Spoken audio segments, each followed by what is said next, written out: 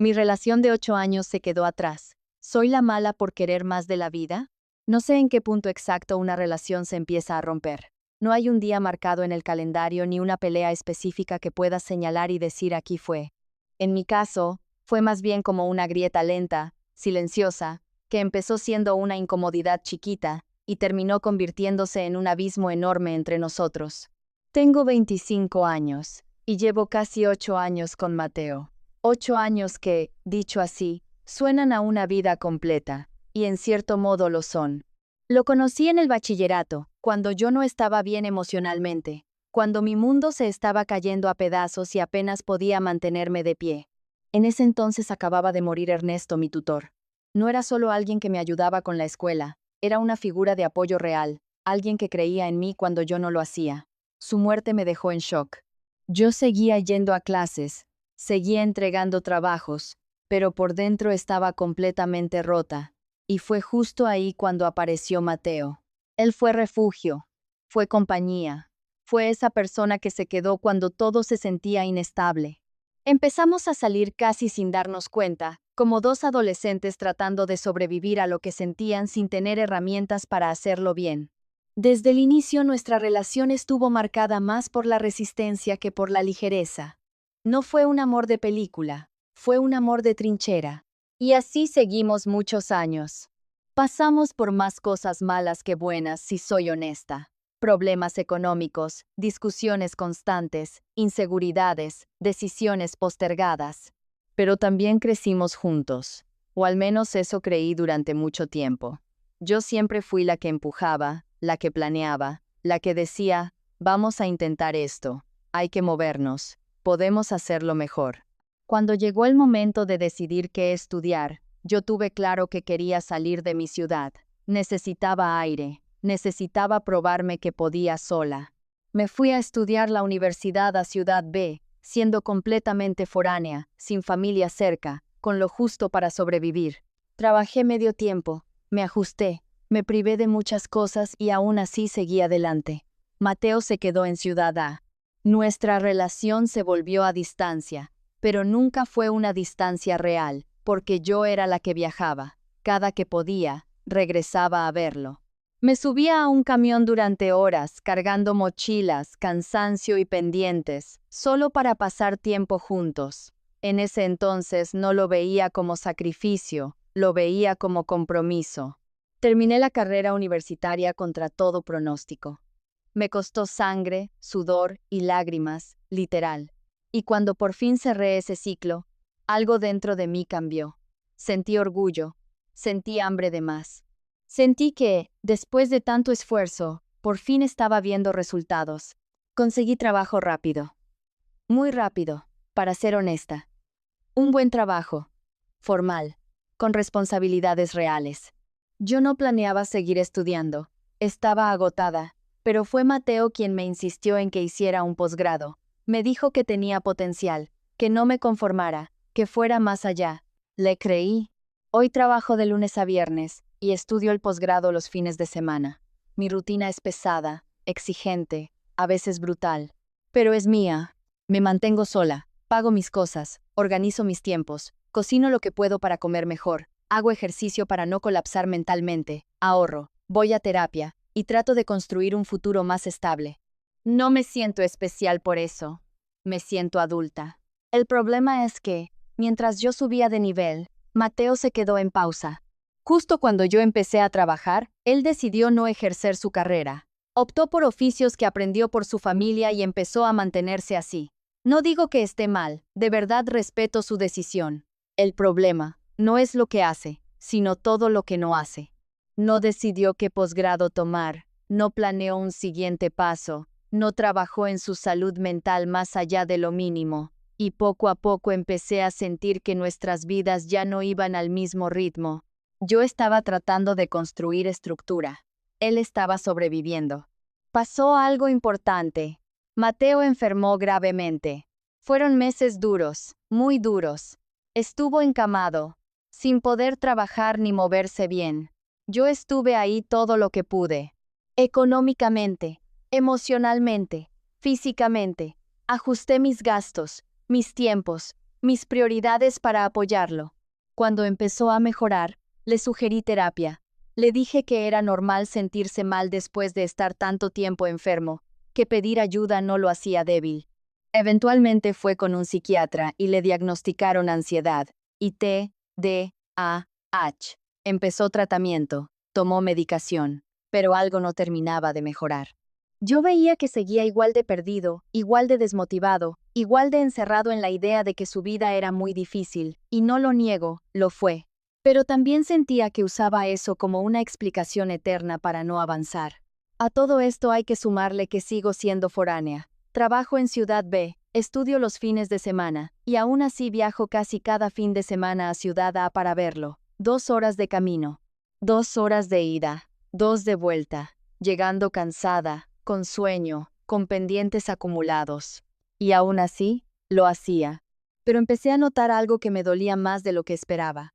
Sentía que no veía mi esfuerzo, que para él era normal que yo fuera, que yo me adaptara, que yo entendiera. Yo trataba de escucharlo, de platicar, de estar presente, pero muchas veces el cansancio me ganaba y me quedaba dormida a mitad de una conversación. Y ahí empezó el verdadero desgaste. Porque mientras yo sentía que daba todo lo que podía, él sentía que no era suficiente. Y esa sensación, esa incomodidad constante, fue creciendo hasta que explotó. Con el paso de los meses empecé a sentir algo que me daba mucha culpa admitir. Estar con Mateo ya no me daba paz, me daba ansiedad. No porque fuera una mala persona, sino porque nuestra relación empezó a sentirse como una deuda emocional constante. Yo siempre debía algo, siempre faltaba algo, siempre había algo que corregir en mí. Yo llegaba los fines de semana con la cabeza llena de pendientes, con el cuerpo cansado y con la expectativa honesta de pasar tiempo de calidad. No pedía planes caros ni gestos espectaculares. Me bastaba con estar juntos, platicar, reírnos un poco, sentir que todavía éramos equipo, pero muchas veces eso no pasaba.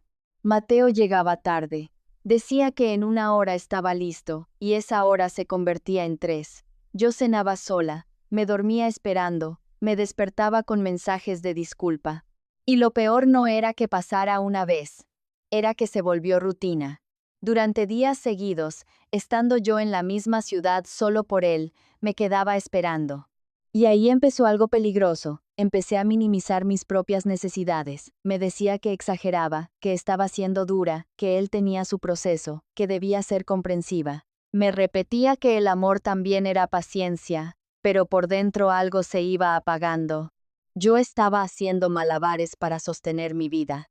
Me levantaba temprano, cumplía en el trabajo, estudiaba los fines de semana, iba a terapia, hacía ejercicio, planeaba mis finanzas, intentaba comer bien.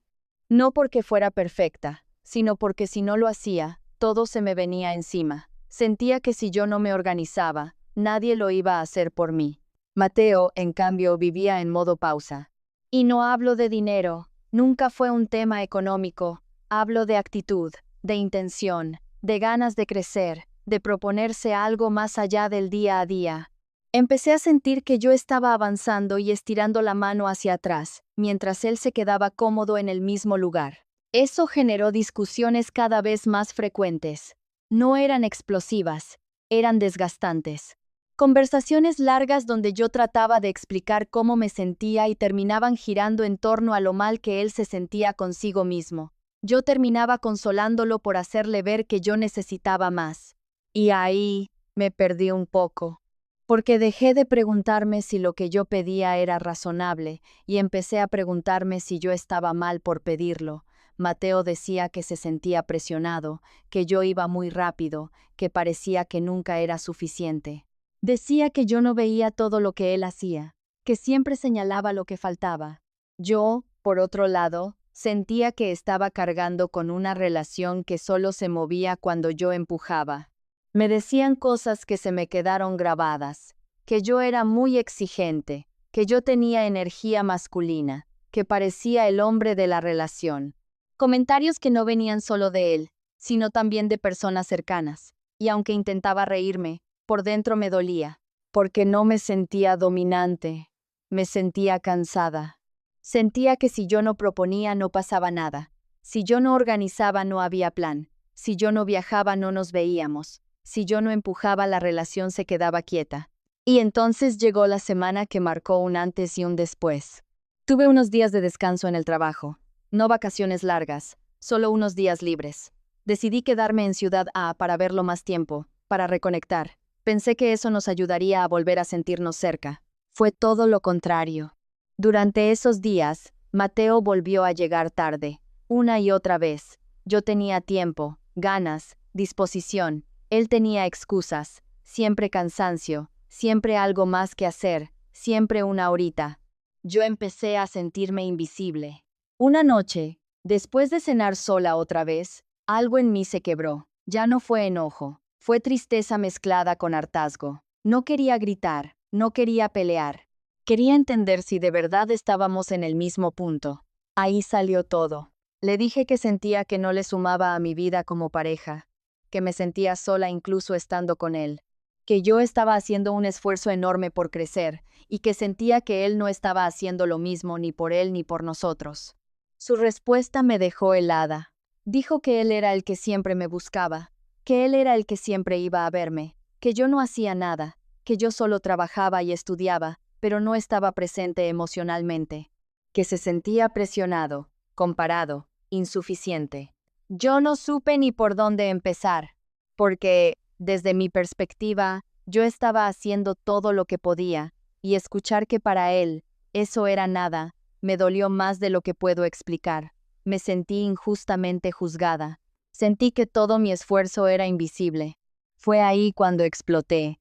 Le dije que lo sentía, pero que para mí eso era conformismo, que si él se sentía tan mal conmigo, tal vez lo mejor era terminar, que no tenía sentido seguir en una relación donde ninguno se sentía suficiente. No fue una amenaza. Fue un cansancio profundo hablando por mí. Mateo dijo que solo era una mala etapa, que todas las relaciones pasan por eso, que yo estaba exagerando, que no podía tirar 8 años por una racha complicada. Y tal vez tenía razón, o tal vez no, porque la verdad es que yo ya no sabía si quería seguir con alguien que sentía que no avanzaba, que no se responsabilizaba de su proceso y que encima me hacía sentir culpable por querer más. Ahí me di cuenta de algo que me asustó mucho. Ya no estaba segura de querer salvar la relación. Después de esa discusión nada volvió a sentirse igual, aunque técnicamente seguíamos juntos. No hubo un terminamos definitivo, pero tampoco un vamos a arreglarlo. Fue ese limbo horrible donde todo sigue existiendo, pero sin forma clara, mensajes normales, llamadas esporádicas, silencios largos. Yo seguía con mi rutina, él seguía con la suya, pero algo entre nosotros ya estaba roto. Y lo peor era que no podía señalar exactamente cuándo empezó a romperse. Empecé a cuestionarme todo, absolutamente todo, mis decisiones, mis palabras, mi manera de amar. Me preguntaba si de verdad yo estaba siendo injusta, si estaba pidiendo demasiado, si me estaba convirtiendo en esa persona fría y exigente que nadie quiere tener como pareja.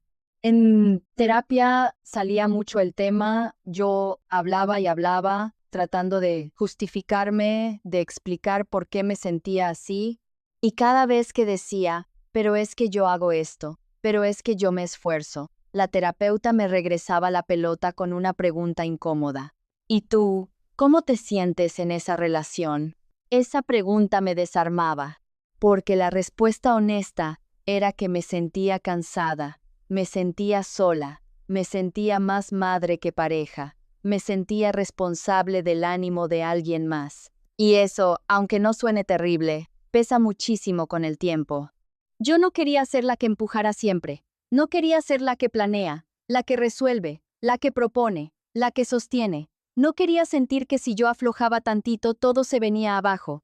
Y empecé a notar algo que antes no veía con claridad. Mateo no solo estaba estancado en lo laboral o académico, también estaba estancado emocionalmente. Vivía mucho en el pasado, en lo difícil que había sido su vida, en la enfermedad, en las oportunidades que sentía que había perdido. Todo lo veía desde la carencia. Yo entendía que su proceso era distinto al mío. Entendía que la ansiedad y el TDAH no son juegos. Pero también empecé a sentir que eso se estaba convirtiendo en una explicación permanente para no moverse, para no hacerse cargo, para no intentar algo diferente. Cada vez que yo proponía soluciones, él lo sentía como ataque. Si hablaba de terapia, lo vivía como presión. Si mencionaba planes a futuro, se sentía insuficiente. Entonces empecé a callarme. Y callarme me estaba apagando. Había momentos en los que lo veía y sentía ternura, porque lo amaba, porque crecimos juntos, porque compartimos años importantes de nuestra vida. Pero también había momentos en los que lo veía y sentía una distancia enorme, como si estuviéramos en frecuencias distintas. Yo pensaba en ahorro, en estabilidad, en proyectos. Él pensaba en sobrevivir el día, y ninguna de las dos cosas está mal, pero juntas empezaron a chocar. Una noche, ya de regreso en la ciudad donde trabajo, me di cuenta de algo muy fuerte. Cuando no hablábamos, yo estaba más tranquila, no feliz, pero en calma. No tenía esa sensación constante de estar fallando, de no ser suficiente, de tener que demostrar todo el tiempo que sí hacía cosas por la relación. Eso me dio miedo, porque siempre pensé que el amor debía sentirse como hogar, no como carga. Y aunque no quería aceptar la idea, empecé a sospechar que nuestro amor ya no me estaba dando hogar, me estaba dando ansiedad. Mateo me buscaba, eso era cierto, me mandaba mensajes, me decía que me extrañaba, que no quería perderme. Pero cuando hablábamos de fondo, nada cambiaba, todo se quedaba en palabras. Promesas vagas, voy a mejorar, voy a ver qué hago, dame tiempo. Y yo ya llevaba años dándole tiempo. Ahí empezó una lucha interna horrible. Una parte de mí quería quedarme, quería ser comprensiva, acompañarlo, esperar a que encontrara su camino. Me decía que el amor no es una competencia, que no todos avanzan al mismo ritmo, que no debía comparar. Pero otra parte de mí gritaba que yo también merecía a alguien que caminara conmigo, no detrás de mí, no empujado, no arrastrado. Me preguntaba si esto era lo que me esperaba a largo plazo, si siempre iba a ser yo la fuerte, la que resuelve, la que sostiene, y aunque soy resiliente no soy de piedra. Empecé a imaginar mi vida sin él, no como castigo sino como posibilidad, y eso me llenó de culpa. 8 años no se borran fácil, 8 años pesan, 8 años te atan a recuerdos, a promesas, a una versión pasada de ti misma. También me pregunté algo muy incómodo, ¿y si ya no soy la misma persona que se enamoró de él? Porque la chica de 17 años necesitaba compañía, apoyo, alguien que la abrazara en medio del caos. La mujer de 25 necesita equipo, estabilidad, visión compartida. Y aceptar eso se sentía como traición. Mateo insistía en que esto solo era una mala racha, que yo estaba viendo solo lo negativo, y tal vez tenía razón, pero también sentía que estaba minimizando lo que yo sentía. Yo no quería seguir en una relación solo por costumbre, no quería quedarme por miedo a empezar de cero, no quería conformarme con menos solo por amor. ¿Amar es aguantar o es crecer juntos? Después de hacerme esa pregunta, empecé a notar que ya no podía engañarme tan fácil. No era una crisis pasajera. No era solo cansancio. Era una diferencia profunda en la forma en la que estábamos viviendo la vida. Los días siguientes fueron rarísimos. Mateo estaba más cariñoso por mensaje, como si intuitivamente sintiera que algo le me estaba yendo de las manos. Me mandaba buenos días, preguntaba cómo estaba el trabajo, me decía que me extrañaba, y yo respondía, porque no soy de hielo, porque todavía me importaba, pero algo dentro de mí ya no se acomodaba igual. Yo seguía con mi rutina intensa. Despertarme temprano, trabajar todo el día, llegar a casa a cocinar algo decente, avanzar pendientes, preparar cosas del posgrado. Los fines de semana eran una mezcla de agotamiento y culpa, porque se suponía que eran para descansar y para verlo, pero en realidad eran para correr de un lado a otro. Una noche, mientras intentaba dormir, pensé en todo lo que había hecho por nosotros, en cómo estuve cuando enfermó, en cómo ajusté mis horarios, mi dinero, mi energía. Y no lo pensé para cobrarle nada, sino para preguntarme algo más importante. ¿Él podría hacer lo mismo por mí si los roles se invirtieran? Y la respuesta no fue clara. No porque no quisiera, sino porque honestamente no sabía si podía. Eso duele más que un no. Al día siguiente hablamos, sin gritos, sin insultos. Yo le expliqué cómo me sentía, otra vez, con palabras más suaves, más cuidadosas. Le dije que no me sentía acompañada, que sentía que estaba creciendo sola, que me dolía sentir que mis esfuerzos no eran vistos. Él volvió a decir que se sentía presionado, que sentía que nunca era suficiente para mí, que yo siempre quería más. Y ahí me di cuenta de algo muy fuerte. Mi deseo de crecer se había convertido, sin querer, en el espejo de todo lo que él sentía que no era. Yo no quería ser su juez, no quería ser su comparación constante, no quería ser la medida de su fracaso, pero tampoco podía encogerme para que él no se sintiera mal. Me fui de ese fin de semana con un nudo en el pecho.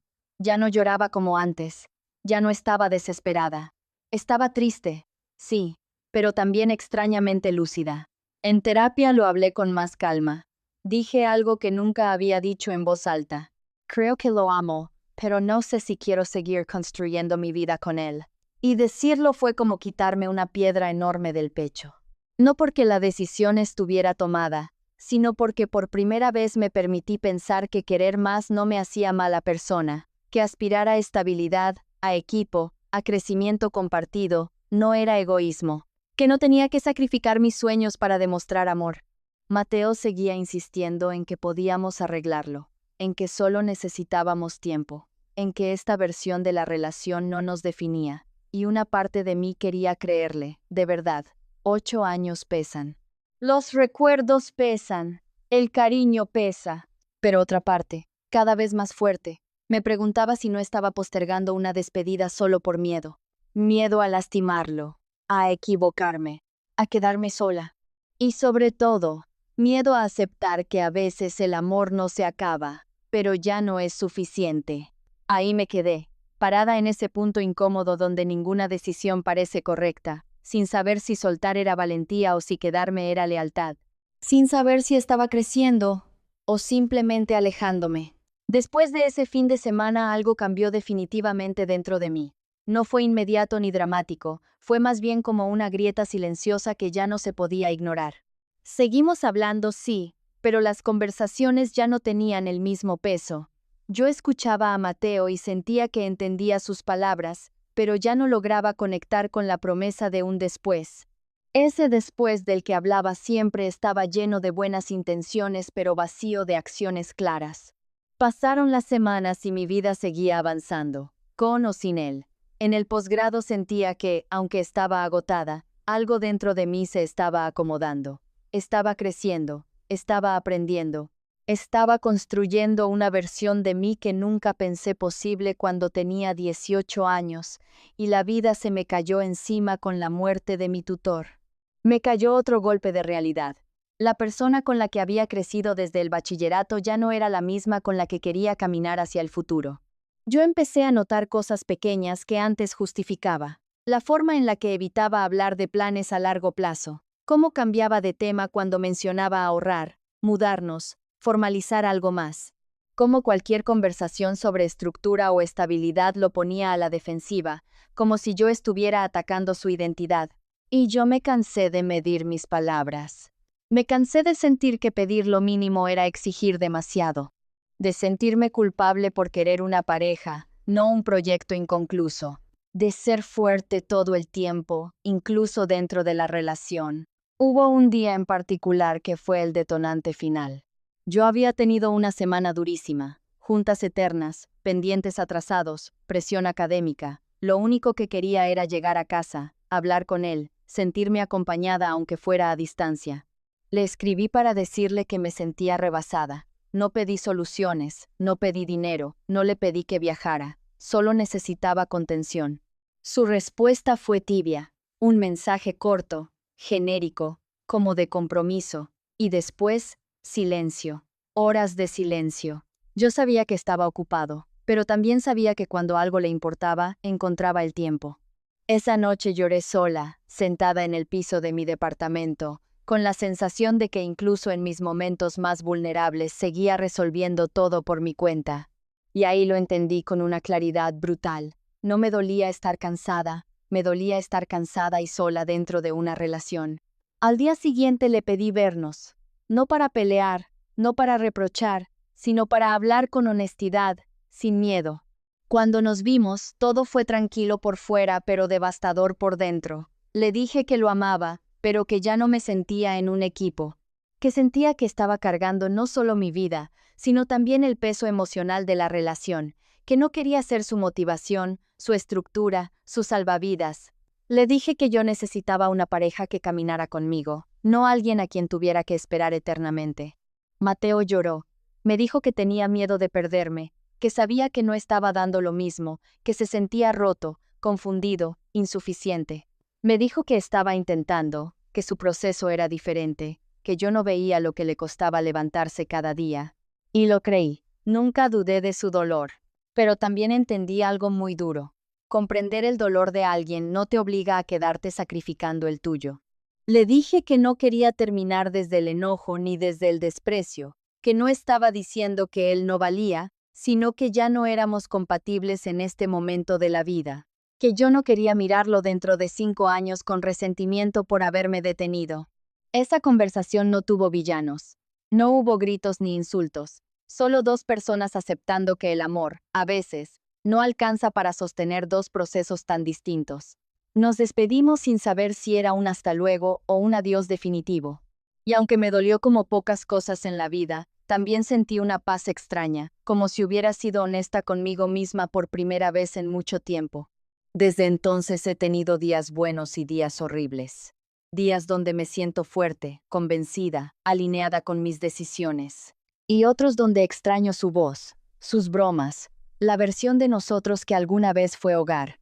Pero ya no dudo de algo. No fui mala por querer más. No fui mala por crecer. No fui mala por negarme a achicarme para que alguien más se sintiera cómodo. Ahora sigo adelante, con miedo, con culpa a ratos, pero también con una certeza nueva. El amor no debería sentirse como una carga constante.